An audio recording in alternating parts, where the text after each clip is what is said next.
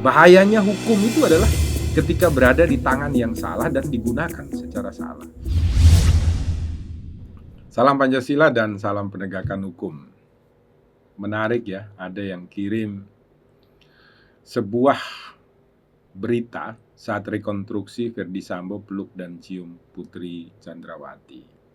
Kemudian banyak yang komen dari teman-teman di Indonesia ini di Lambe Turah ya kita ambil. Umpamanya contoh ini dari Meli Kacion lagi syuting. Ya memang ini syuting rekonstruksi ya. Bagaimana nanti kita dapat melihat kejadiannya seperti apa sehingga nanti antara rekonstruksi dengan keterangan-keterangan yang disampaikan oleh para pelaku di lapangan ataupun saksi-saksi ini alurnya sama ataukah tidak. Sehingga nanti akan mempermudah jaksa di dalam melakukan dakwaan dan penuntutan, akan mempermudah daripada pengacara para tersangka ya yang nanti menjadi terdakwa untuk memberikan pembelaan secara baik dan benar, sekaligus akan mempermudah memberikan keyakinan kepada hakim untuk memutuskan berapa lama mereka harus dihukum. Apakah hukuman mati seumur hidup atau 20 tahun atau berapa tahun, sesuai dengan alat-alat bukti yang kemudian dikuatkan dengan rekonstruksi. Yang menarik adalah beberapa sahabat rumah Pancasila pernah bertanya, loh Pak, video yang lalu pernah kita mengatakan Pak Ferdy Sambo ini sebagai korban dari kepolisian. Banyak yang bilang loh, yang korban Joshua loh Pak, bukan Pak Ferdy Sambo. Joshua termasuk. Kalau Joshua sudah jelas, tidak perlu dijelaskan, dia sebagai seorang korban, sudah jelas dia adalah korban. Korban pembunuhan, sekaligus korban daripada institusi kepolisian negara Republik Indonesia, yang mana ada anggota kepolisian yang sama-sama mengerti hukum, tetapi justru melakukan pelanggaran hukum. Dengan cara apa? Melakukan pembunuhan. Entah berencana ataukah tidak, itu soal nanti ketika diputuskan di muka persidangan. Bukan penghakiman yang dilakukan oleh opini saya, opini Anda, opini kita semua di dalam ruang publik. Tetapi itu adalah milik daripada pengadilan untuk menentukan bersalah atau tidaknya mereka melakukan sebuah perbuatan tindak pidana. Yang menarik adalah tanya, loh kok bisa korban Pak Ferdy Sambo?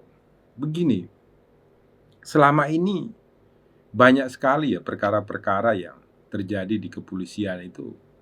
Banyak yang alat-alat buktinya itu justru dibuat oleh polisi. Contoh dalam bidang narkoba itu sering sekali terjadi. Bahkan beberapa waktu yang lalu kan pernah rame tuh. Ada anak yang tertangkap CCTV main game, keluar dia ditangkap bawa narkoba, padahal dia tidak tahu bahwa itu narkoba gitu.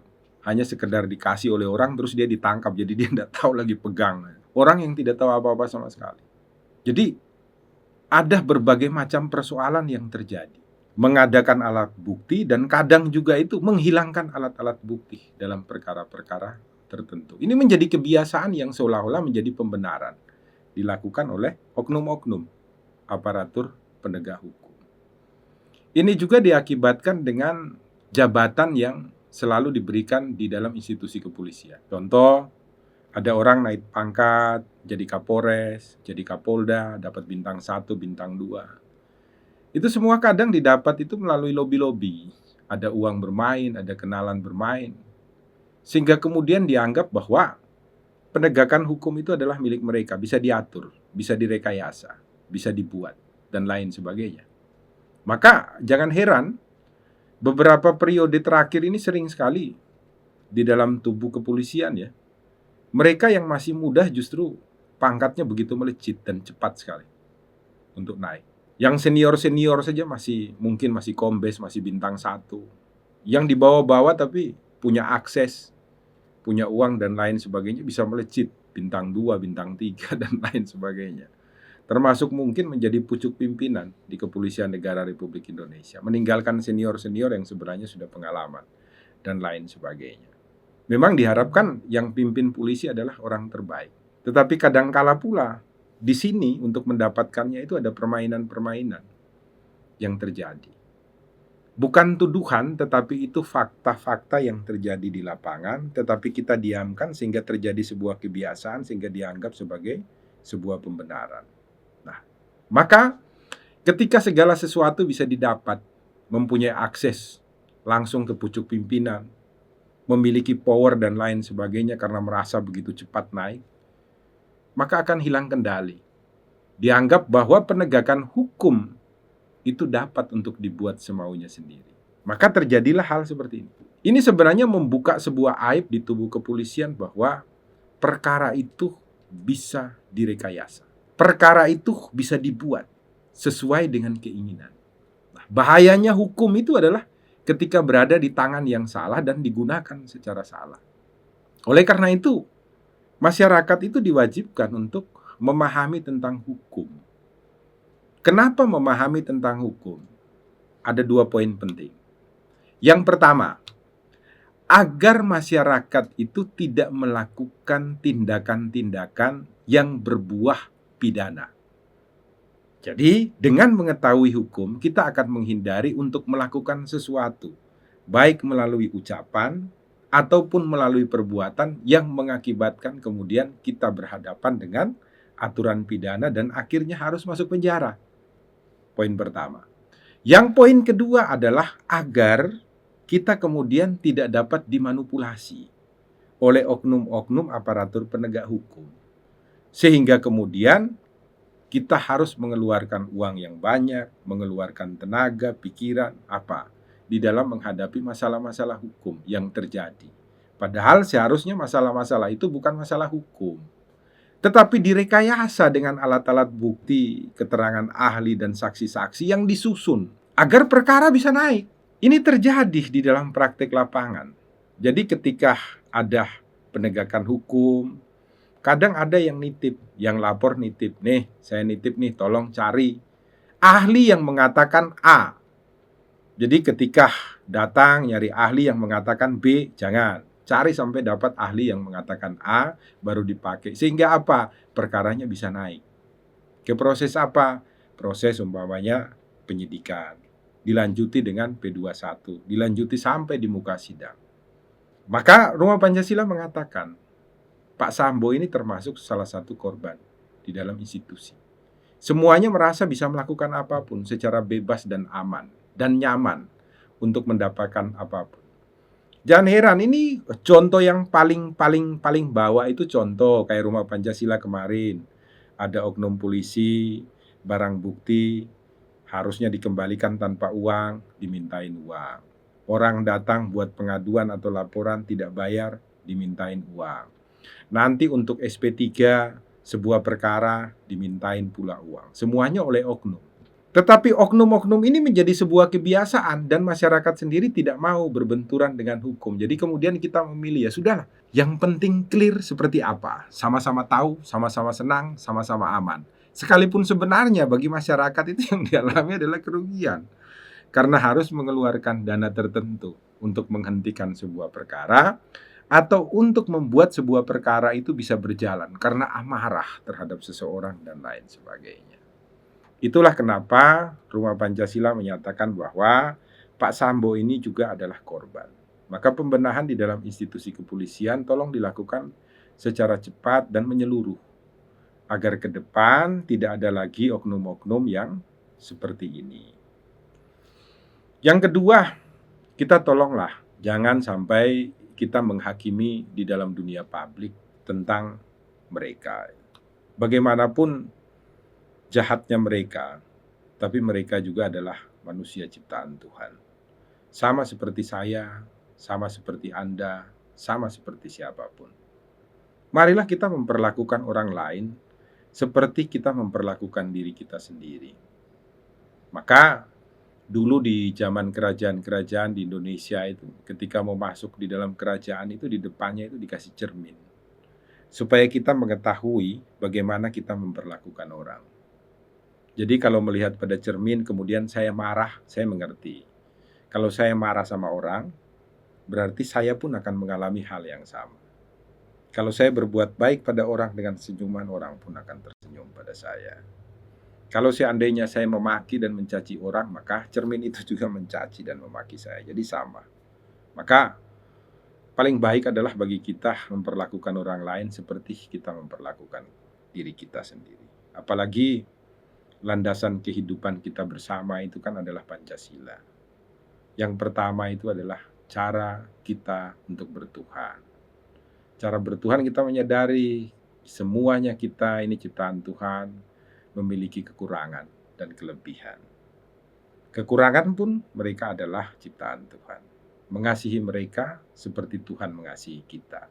Itu prinsip di dalam hidup yang perlu kita tegakkan kalau kita ingin mengatakan bahwa kita adalah manusia-manusia Pancasila. Jadi sekalipun mereka berbuat jahat, biarlah hukuman yang paling rendah yaitu hukuman pidana yang akan memberikan sanksi pada mereka. Secara etika juga Pak Sambo sudah akan kena, nantinya kalau bandingnya ditolak dia dipecat. Secara moralitas sebenarnya dia juga sudah kena.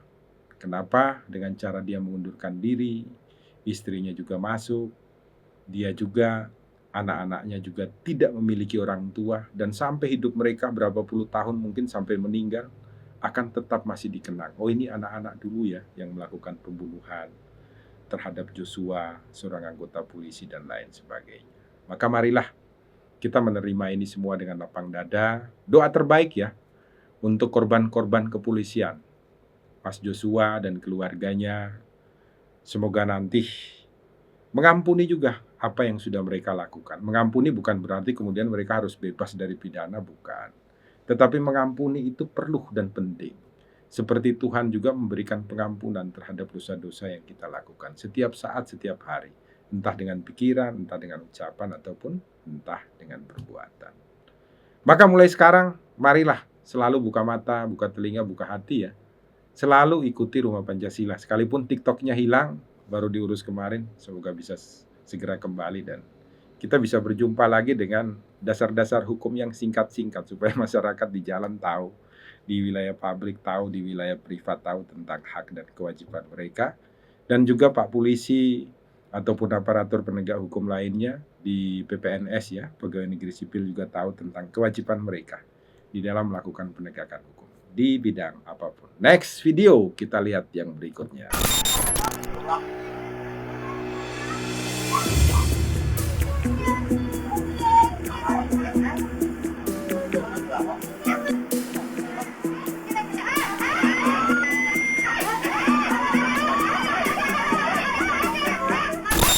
Ya, ini video kedua diambil dari Tribun. Ini tentang seorang anak muda naik bis dia dengan celana pendek. Kebetulan ketika dia naik, di kursi di tengahnya itu kosong, di sebelahnya ada perempuan cantik. Kemudian begitu anak muda ini duduk, perempuannya pindah ke depannya. Kemudian merasa masih kurang nyaman, dia langsung pindah di ujung. Nah, ternyata membuat amarah ini. Amarah si pemuda ini kemudian mengambil sikap menegur, tidak tahu dijawab apa mungkin, menimbulkan dia tambah emosi dan marah. Akhirnya dipukul ini si perempuan cantik ini. Nah, ini masalah, makanya di dalam hukum itu dikatakan bahwa amarah itu adalah kegilaan sesaat bagi manusia. Oleh karena itu dikatakan juga kalau Anda marah itu tolong jangan melakukan apapun, baik dengan ucapan ataupun dengan tindakan. Ketika marah sekali, hindarilah perjumpaan dengan orang-orang di sekitar sehingga tidak menimbulkan malapetaka.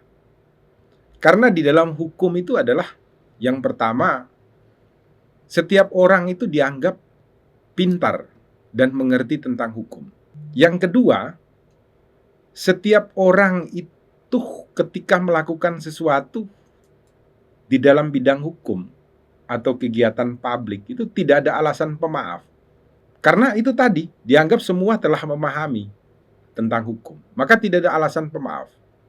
Yang ketiga, semua orang itu dianggap tahu tentang hukum. Padahal tidak semua orang mengerti tentang aturan hukum seperti apa.